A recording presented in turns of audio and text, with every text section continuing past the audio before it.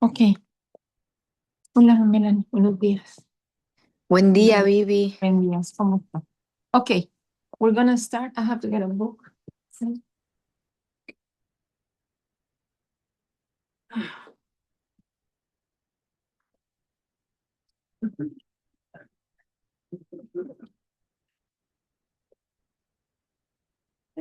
Okay. We're in the middle of chapter 29. Middle of chapter 29. Okay. What page is it? Chapter 29 is on page 165. Do you have a notebook ready? Do I have a notebook? I have a page. You want Right, I forgot to sign that thing to the tongue. Just take it. Thank you. here, there's pens here. Yeah. Okay. Okay. Thank you very much. All right. Sorry. Good. Okay. So chapter 29 is very powerful because it tells us that the whole book of Tanya says that we have two souls, but we only have one brain, and we only have one mouth, and we only have one body and one action.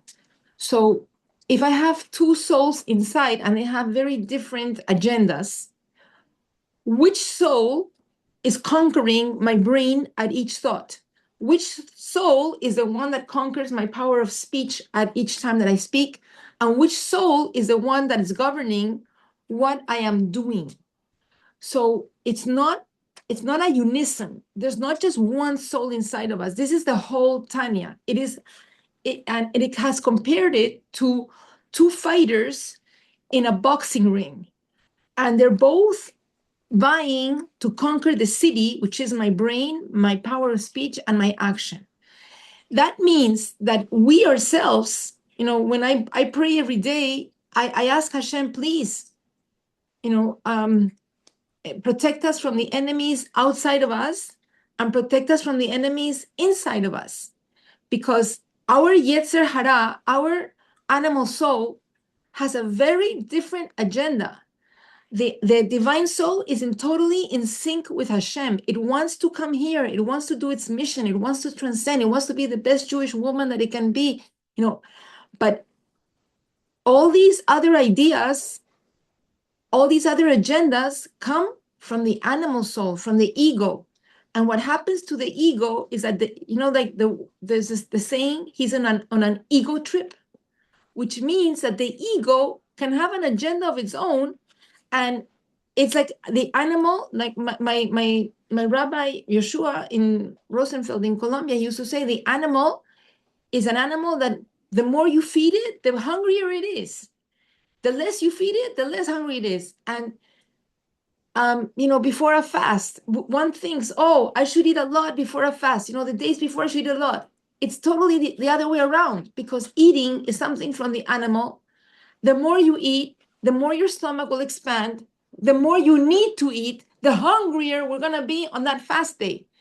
And it's the other way around. If 3 days before the fast, you start to eat less, you drink more water, but you eat less, by the time you get to the fast, you're not going to need so much food. You're not going to be so hungry. So God is always in the opposites in this world. He's everywhere and we cannot see him. God is here, but we can't see him. He is in the opposites. So there is a duality. There is a fight that we have to put up with ourselves. This is exactly what we came to do. It's not like, oh my gosh, why Hashem did you give me this portion? No, it is. And this book is a how-to book. There's different techniques. One technique of breaking the domain, breaking the influence of our animal is to talk strongly to it, to confront it. And it has started this chapter saying, when there is a log and you need it to catch fire, the log being the body, you want it to have the fire of serving Hashem, the fire of the divine soul. If the log is not catching fire, then you have to chop it up. You have to chop it up into little pieces. And then it is going to catch fire. So what is chopping it up? You have to chop up the ego. So you have to talk strong to it. Who do you think you are? Right? And sometimes this impetus, this chopping is going to come from the outside. But we shouldn't wait for that because it hurts. When situations in life break us, right? When situations in life break us, being in different realms, chas v'shalom, we don't want that, but it breaks the ego. We touch humility. Then we can get in touch with our divine soul. So many chas v'shalom of the hostages that were so in love with the Arabs in Gaza, right? They were so in love. They were like helping them. And then they saw the horrors that were inflicted upon them, upon their families, upon the Jewish people. And when they were in the lowest of the lowest of the lowest, in the bottom of the tunnels, this situation broke them. And then they were in touch with the divine soul and with real values. So this is what it's all about. Okay. And we go to, Vivi, yeah, una pregunta. yeah, Le hago en español, ¿puede ser? yeah. I'll translate it. Yeah. Ok. ¿Cómo puede ser? Uno cuando leemos el Sidur en las plegarias de la mañana o de la noche, ya se Yeah. habla ya no lo dicen explícitamente, pero por ejemplo, hablan del enemigo que nos persigue adelante y atrás, y eso está hablando ya del Tanya. Y el Tanya fue mucho posterior. No. Es mucho posterior al Claro, Sidur. a las plegarias, o lo que Okay, en el okay, Tehillim también okay, okay. podemos So, leer de mucho de lo que dice el Tanya, como que me parece muy increíble y me cuesta entender la cronología en eso. okay, so she's asking, in the prayers of every day, there's already, they say, please take our enemies out. And so if the Tanya came much later, she's trying to understand what is the chronology of, how could the Siddur have it, and then the Balatanya is coming to us to say it. I don't think it's a contradiction. Tanya was here, it was a Zohar. Beautiful. No lo Okay. veo como contradicción, lo veo maravilloso, Right. lo veo increíble, que Right. después se ponga en palabras. Thank you for that. Yeah. So here they're telling you that the Tanya comes also from the Kabbalah, from the Zohar. So and what is a Zohar? It's not something that was new. This is just a different, right? But it's a different layer of the same Torah. There's only one Torah. That's the world. So if you make a hole, if you dig, in different parts of the world, you're going to find oil, precious stones, fire. Okay. And it's not like something new to it, but it's now you're discovering it, but it's all part of the same thing. So it's a different way. Before, this knowledge of the Tanya before was only for very exclusive chachamim, studies, people that would study Torah all day and night. And now it's available to us. Is it okay?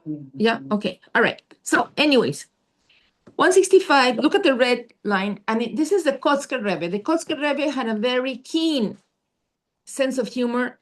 He was an incredible chassid, but he was also so the Kotzker Rebbe said, there is nothing more wholesome than a broken heart. Wholesome than a broken heart. What is he talking about? He's saying there's nothing more complete for Hashem, an offering from us to Hashem more complete than when I have a broken heart. Yemima Mizrahi says, when we're praying and a tear comes from our face, don't wipe it, because that's a broken heart.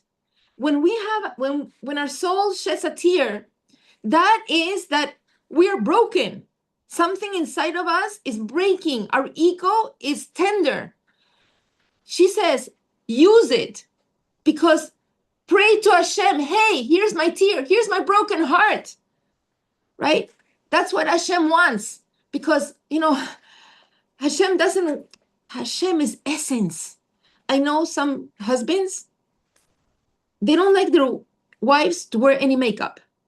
You know, why? They like them as they are, plain, raw, natural. I think women wear makeup for other women. You know, like it's like between women. You like to look pretty, but men are looking sometimes for the essence. Hashem is looking for the essence, and he says our duty, because we have two souls, we have to maintain the animal soul very, very lean. And so a broken heart, moments in life that break me, that is, you know, from the bottom, I'm going to call Hashem, one of the Tehillim, you know, I'm in the bottom of the pit now, I'm going to call Hashem, Hashem's going to answer me. That is, the bottom of the pit is that, oh my God, my ego is broken. So I don't wait for life to break you. Because Hashem wants us to reach out to him. Not to, What do you mean? how do we know not to? At what time and when and how? So No, don't wait. don't wait, because look, life is a school. Yeah. In a school, you know, you're going from kindergarten and then you're going to first grade and then second grade, and you're always going at another level. You learned already math. Now let's learn arithmetic. Yeah, now you learn arithmetic. Now go calculate. Now we're always going one level up. So whatever service I did to Hashem yesterday, I need to go one level more today. We understand it. There's certain people that don't know it or don't come to it until instead of second grade, there will be only sixth grade they will get it. Okay, but and sometimes they don't ever get it, and then they have to come back to life in a different reincarnation. You know? So what this is saying, we need to talk to ourselves. We need to break ourselves. Don't wait for life to break you. Okay. When the Bnei Israel cried after hearing the Meraglim's frightening report about Eretz Israel, this is talking about when we were in the desert. Plan A from Hashem was to take us out of Egypt, a nation that had served for 210 years, come to the desert, receive the Torah, and immediately go into Eretz Israel, right? And we were going to conquer the land. Now, we were going to conquer the land miraculously. There was not going to be one soldier that was going to suffer, because we needed to have this bitachon, this tremendous faith on Hashem, that he was going to be with us and Hashem was going to perform. What happened is that this was the divine plan. What did the ego say to the Jews in the desert? You know, we're human beings. We're not divine people. So we need to be like everybody else. Everybody else in the world, when they go to conquer a land, they don't just go conquer a land. They send spies. So Moses, let's send spies. And it wasn't Moses' idea. And Moses didn't think it was such a great idea, but he asked Hashem. And what did Hashem say? Hashem said, Shlach lachem. Send for you, because it's not for me. It's not for me. I didn't ask you. I don't need that. Hashem doesn't need the spies. But what happened is that there were 12 spies. Okay? Now, 2 spies, Caleb and Yeshua, they were in complete synchronized with their divine soul. So they knew that they were going to go into the land to come out of Eretz Israel to tell them, let's go conquer the land. Okay? But the other 10 spies, their ego, their animal soul had told them a very different agenda. What was their agenda? I'm going to go to the land to say why we shouldn't go into the land. You know, like if you go into a restaurant and you really don't want to go because your friend wants to go, you don't want to go, you don't want to be there, and you're psychologically, you're just looking, oh, I knew I shouldn't have come. You know, I don't like the food. I don't like the smell. I don't like the vibe. You know, I knew I shouldn't come, right? Because you're already predisposed not to like it. So now our mind can justify everything, because the ego is sending, the animal is sending to my brain, hey brain, like in AI, today, you can take your AI and say, tell me all the reasons that I shouldn't like the restaurant. And it's going to tell you beautifully. But if the same AI, you say to it, tell me all the reasons why I should like the restaurant, it's going to tell you another thing, right? That's it. My brain is like AI. But who is programming? Who's asking the question? So that's because we have two souls. So the other 10 spies, their AI was, I'm going to go to the land to prove why we should stay in the desert. Why? Because their ego told them it's much better life in the desert. I don't have to work. I don't have to cook. I have man. I don't have to wash clothing. The clouds of glory wash our clothing. I don't have to clean my house. I don't have to face anti-Semitism. I don't have to face assimilation. I have Moses. He's teaching. I mean, they had really good reasons. Really. But if they would go into the land as Hashem wanted them to go, they would expect only good things. 100%. But they couldn't see that because my ego blocks me. It's not, the ego is not about reason. It's not about being right. Like in the... Remember Paro? Yeah, exactly. Paro in the 9th plague.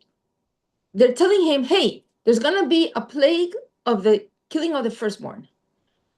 And the Egyptians go to him and say, listen, by logic, let the people go. Let the slaves go. Don't you see that Egypt is lost? He can't see. It's not about reasoning. The ego is about what I want to see. I want to perceive this. It wasn't about being, you understand? Yeah.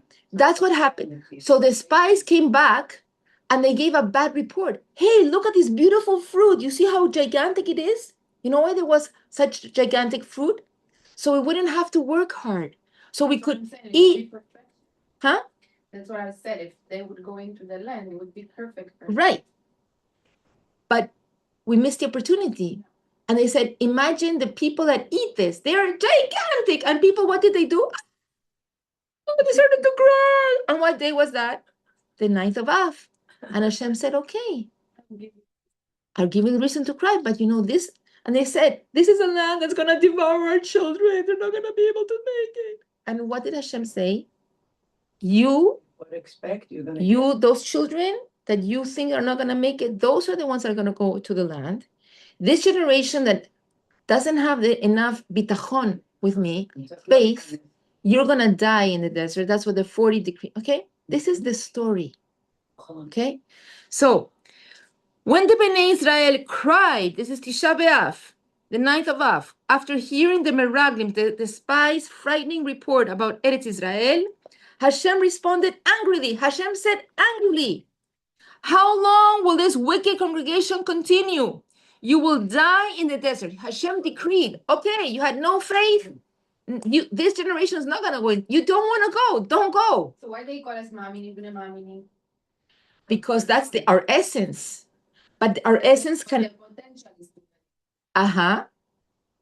Exactly. Like even Jews that protest against Israel, they're really believers, children of believers. They're just like so covered with klipa, they don't even know what is their essence. So you won't be able to enter Eretz Israel. All of a sudden, right? Hashem speaks hard. This breaks the ego. It chops it up. All of a sudden, Bnei Israel changed their tune. No, we want to go in. Like baby. But what changed? Nothing changed.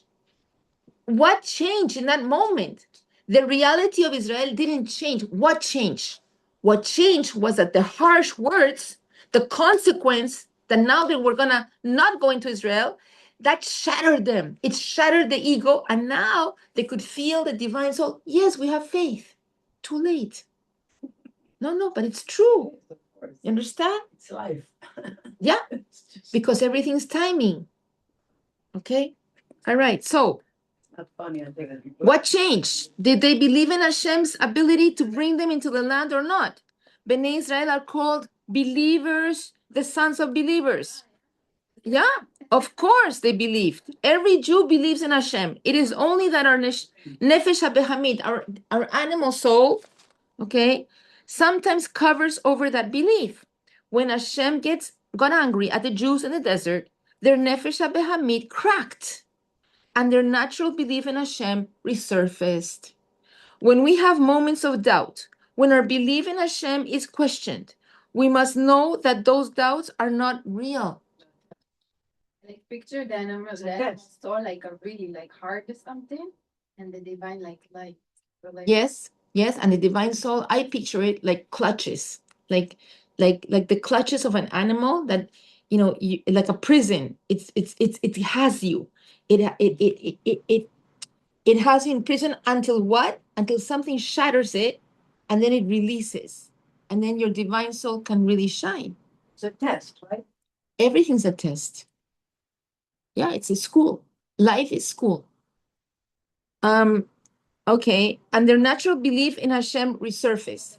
But it's very funny because today, like even in the college, when we ask for papers, now it's almost ridiculous because people are making their papers in AI. So what does that prove? That doesn't prove anything. Doesn't prove if you learn, if you didn't learn.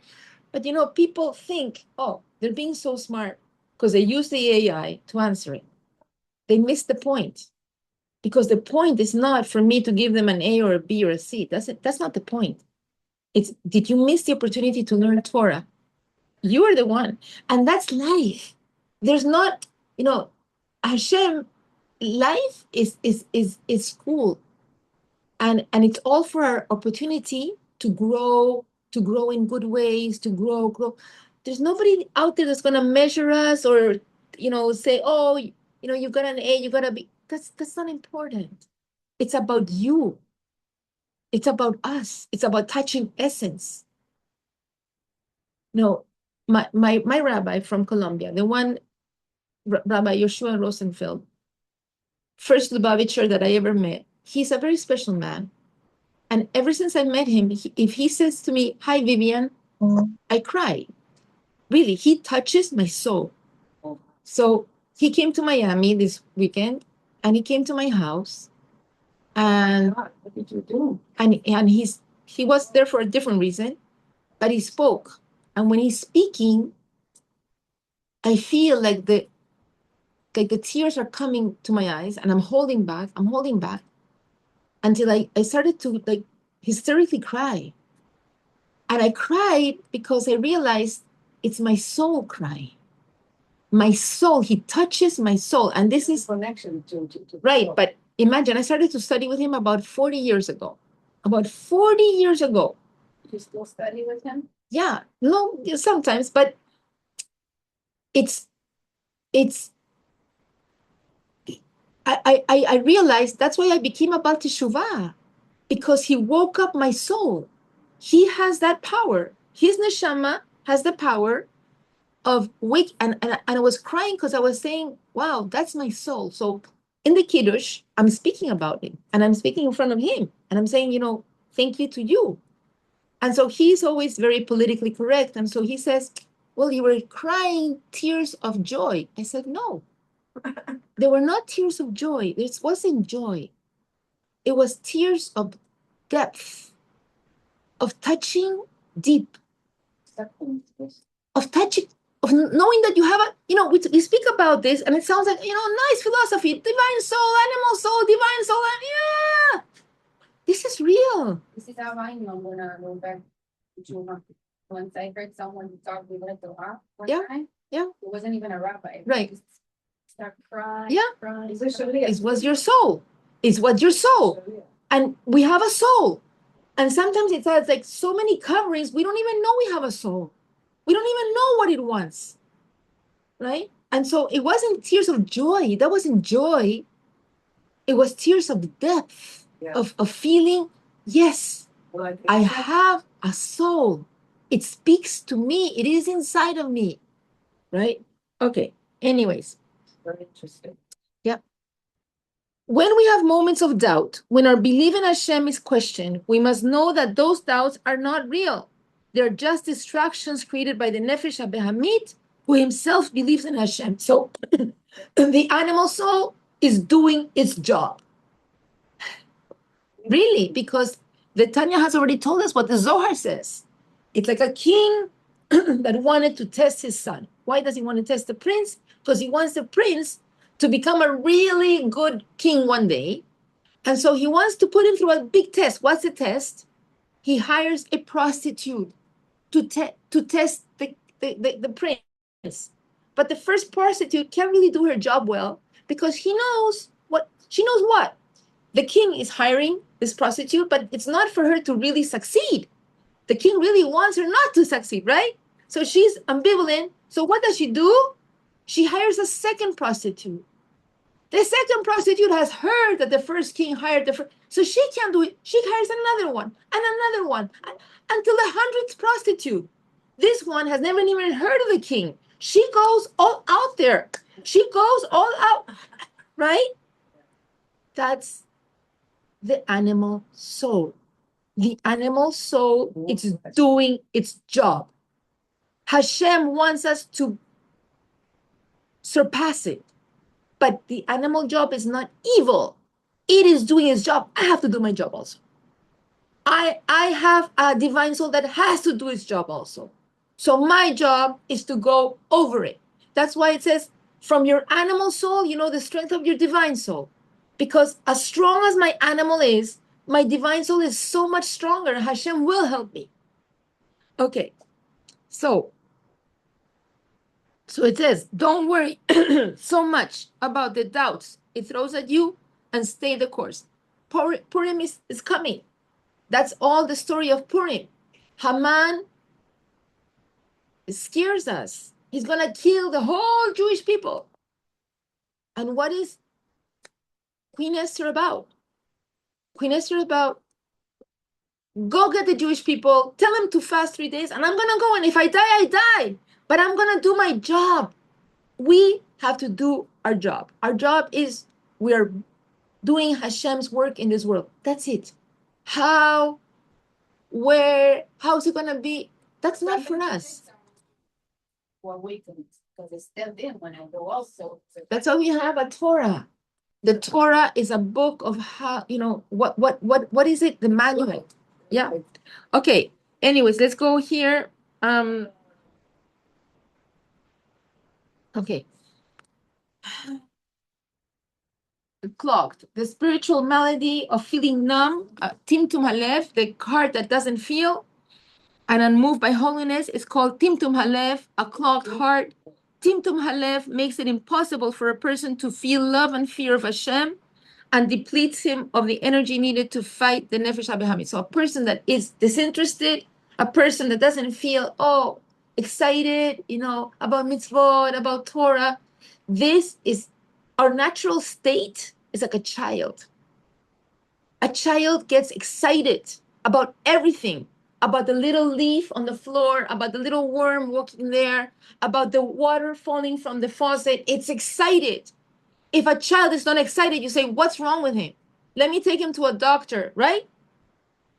That's our natural. Hashem also, to us, he's looking at us. Hey, why aren't you excited? It's Shabbat. It's a new day. Get excited about life. Get excited about what you have to do, because otherwise it's because your heart is timtum, is like a stone, an unfeeling heart. That's not our natural state. That's why we have to speak strongly to ourselves. Yes, let's get excited about life. Let's get excited about waking up in the morning. Let's get excited about doing a mitzvah. Let's get excited about making challah. And take in the permissible. Do whatever it is that makes you excited. Like for me, like sometimes, I want to cook for Shabbat. Let me go into Instagram and see a new recipe. Like it excites you. Like, let's do it in a fun way. Let's do something in a fun way. Shabbat candles. What's going to excite you? You want some beautiful candles? You want a special prayer to say before the candles, after the candles? What's going to excite you? Maybe it's getting some new clothes for Shabbat. What excites you? Putting a new flower, something. Make it exciting. Okay. Am I screaming enough? Yeah. Chopping the wood, okay. Two selves. This one is the last one, and we're going to go into Tehillim. Well, our true self is our nefesh elokit, our divine soul. Our conscious self is not. Our conscious self, which we experience in our day-to-day life, when we brush our teeth, when we eat, when we sleep, when we shower, is our nefesh habehamid, our animal soul. When we feel bitter over how far we are from Hashem, our conscious nefesh habehamid, our animal soul, cracks a little, allowing our true self, our neshama, to shine through. Okay, let's This is a very interesting story. I didn't read it, but it sounds interesting about the Rebbe, yeah, the broken heart. yeah, we'll do it next time. Okay, I'm going to go into our Tehillim. If you practice about all this when you're little, before trauma comes in, and before you get a lot of shells, it's easier to work with. Yes, because part of winning the battle is to know thy enemy. The problem with terrorists is that you don't know when they're going to attack, and they always have the preemptive. That's terrorism. Then you take the beepers and you take the Okay. colonoscopy. Okay, so You go 10 steps Right. ahead of them. so Sure. when you know your enemy, that's already winning half of the battle. Yeah. So it's a very healthy thing, as you're saying, Nehora. Even as little children, you know, the little child has a candy and he doesn't want to share. What part of him doesn't want to share? It's your animal soul, right? So we have to explain, your divine soul wants to share. Hashem wants you to share. And this part of you that doesn't want to share, that's not the part that you should listen to. So we start to understand that there's two voices inside of us. That's not going to make us schizophrenic. It's going to make us understand. We have, and the fight is within ourselves. Yeah, it's a very healthy thing. Okay. All right. So let's go to chapter 19. And I think we did half of the chapter last week. Yeah. We were doing Pasuk 7. 7. Okay. Yes. So That's where we were. Right. So let's explain a little bit about this. I'm just gonna get a glass of water. 1 second. I wanted to offer you, but I know you always have. I know, but I broke my bottle. I have to get a new one. All right. So let's explain a little bit. Thank you. Thank you so much. Okay, so we said last week, thank you so much. Without the cup, that's fine. Thank you so much. Okay.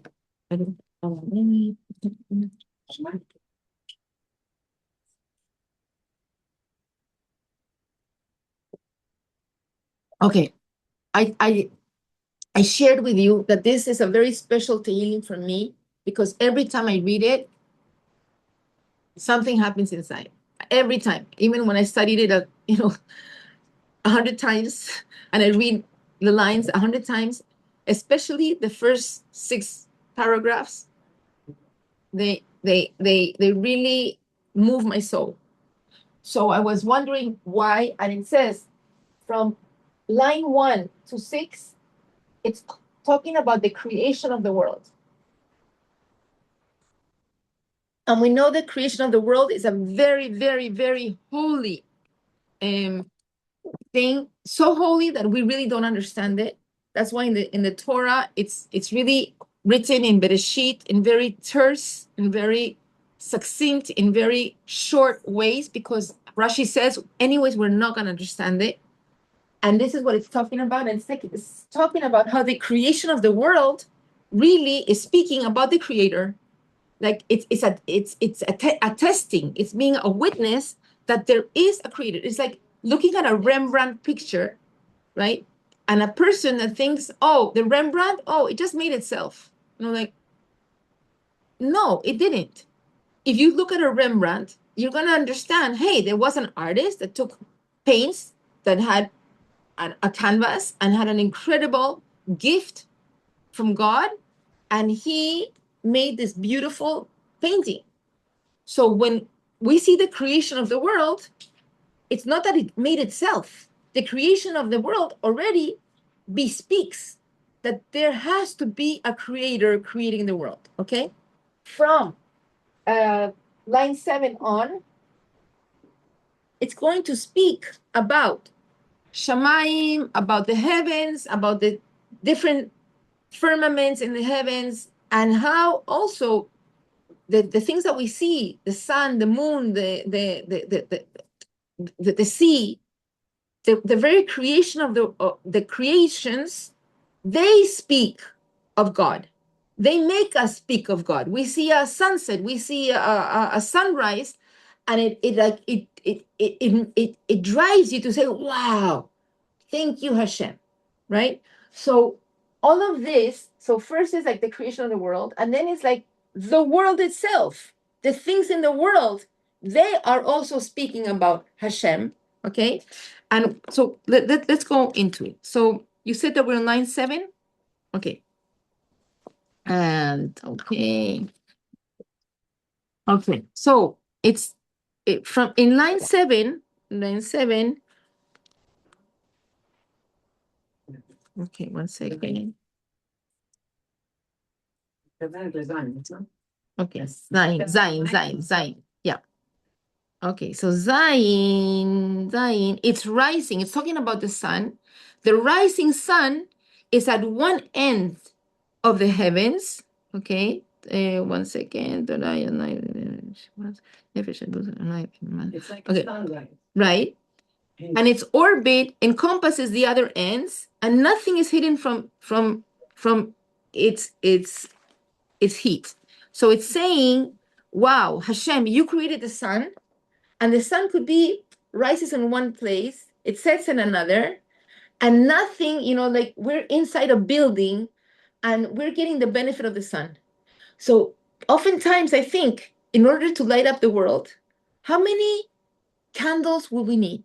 How many lights will we need? I mean, infinite, and it wouldn't even light as Hashem has made the sun, right? It's like crazy, like really, like just the sun is amazing. It goes even into our houses, and it's saying nothing is hidden from it.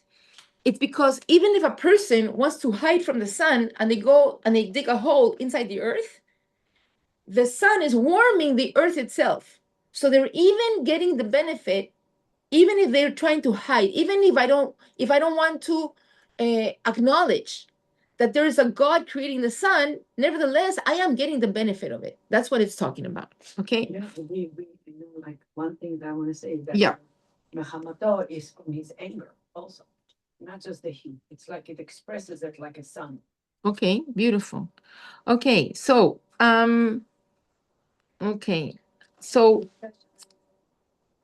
okay, one second. Okay, so the Torah and the Lord is perfect. One second, the Torah and the Lord is perfect. Here we are. Torah Adonai, yeah, it's that's like a song. Okay, it's perfect. Okay, so restoring the soul. So the Torah has that power, just like the sun, because this is an allegory with the sun, that just like the sun is renewing the day, and the sun, we need the sun's rays, right? We need that vitamin D, and we need that.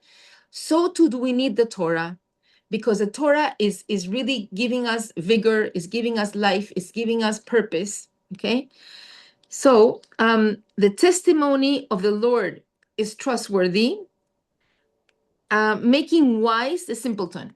So the teachings, it's talking about the Torah, it's talking about the written Torah, and the testimonies are talking about the oral Torah, and it's making the simple person wise, because that's the gift that Hashem has given us. The chosen people is because we are giving this gift that by knowing the Torah, we're able, even a simple person is even able to understand greater things and do greater things that he could ever do just by being a simple person. And that's the connection that we have with mitzvot.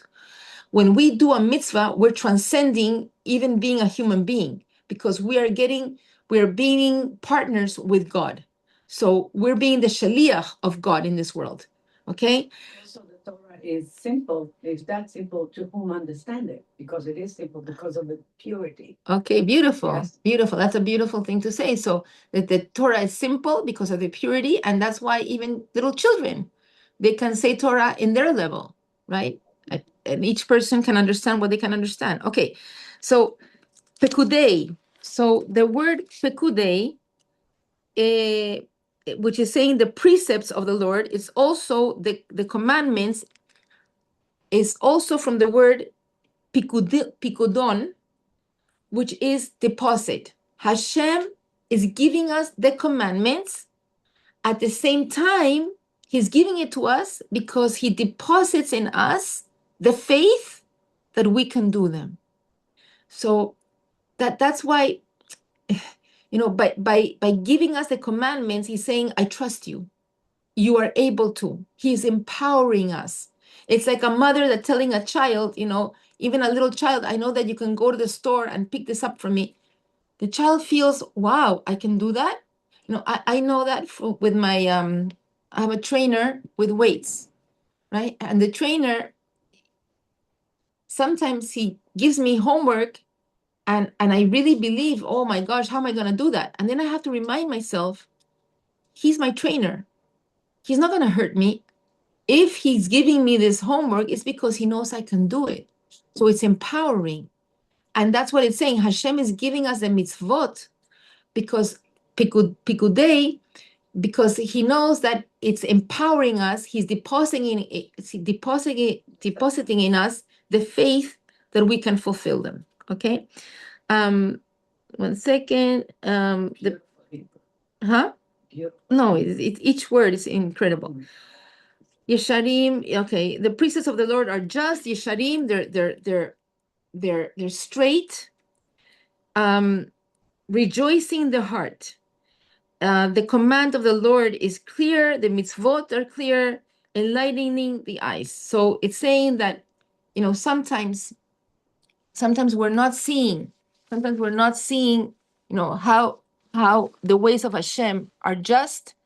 But when we continue, sometimes sometimes we don't understand in the moment, but afterwards we say, oh, that's why that had to happen. Oh, that's why I had to do that, right? Because all the ways of Hashem are straight.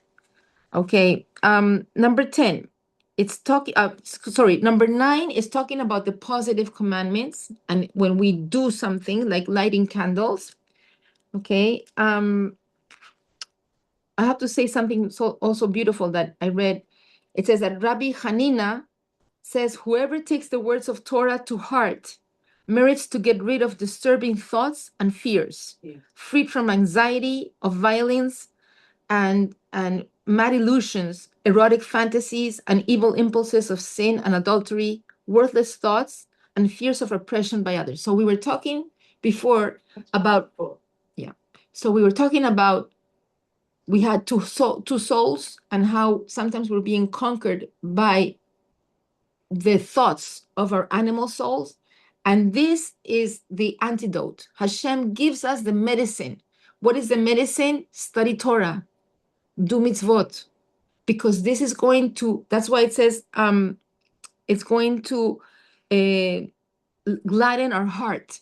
It's going to rid our heart. On the left side is the animal soul. On the right side is the divine soul. It's going to rid our heart of the fear, of the bad thoughts from our animal. It's going to make our heart really happy, because we're going to feel light.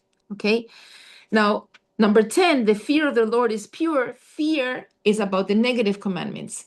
To not incur, to not do the negative commandments is pure and abiding forever. The judgment of the Lord are true. They are all righteous together. What is talking about? Why does it say forever? Because the negative comes from Gevura. Gevura is strength, right? So when a policeman here, if the policeman is looking, then we're not going to run the red light. But if he's not looking and there's nobody there and there's no camera, then we're gonna go run the red light because it's momentary. When people in this world use gevura for people like dictators, their power only lasts momentarily. But here it's saying that the negative precepts of Hashem, they endure forever. Okay. Number 11, and says they are all righteous together. All righteous is the positive and the negative mitzvot. Number 11.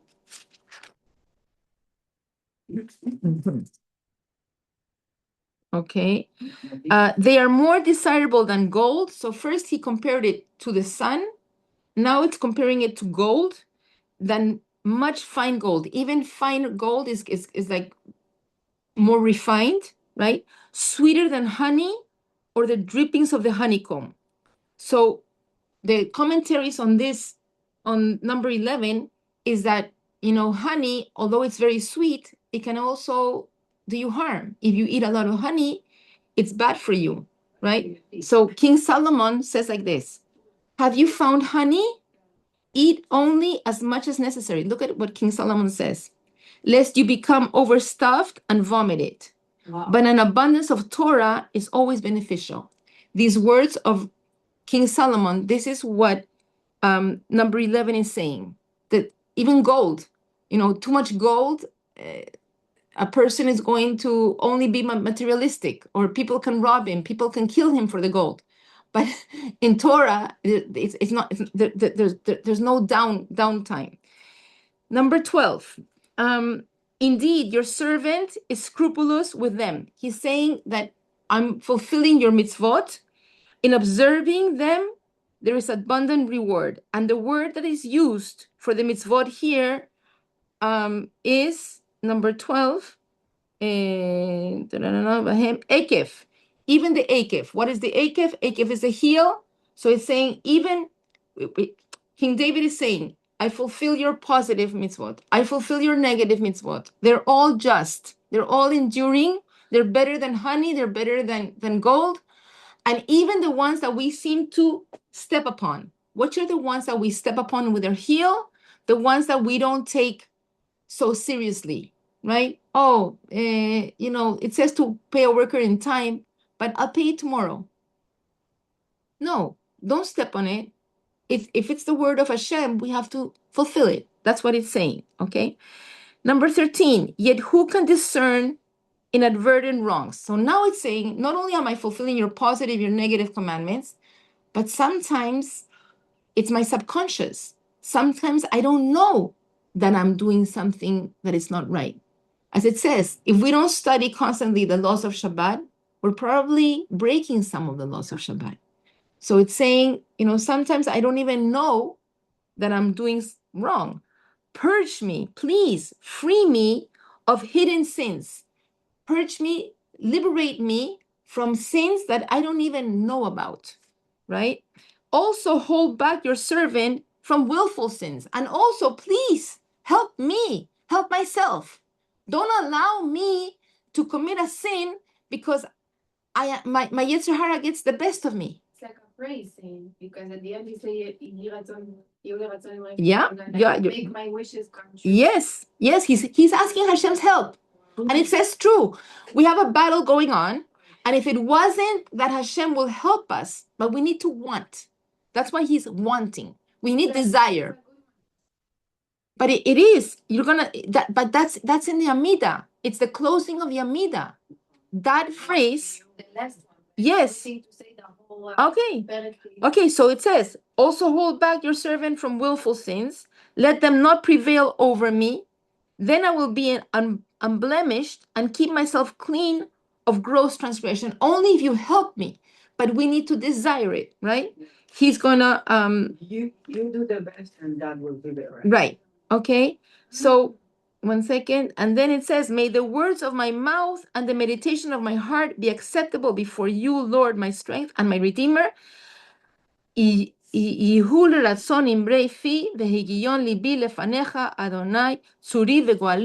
the closing words of our Amidah. This is how the Amidah closes.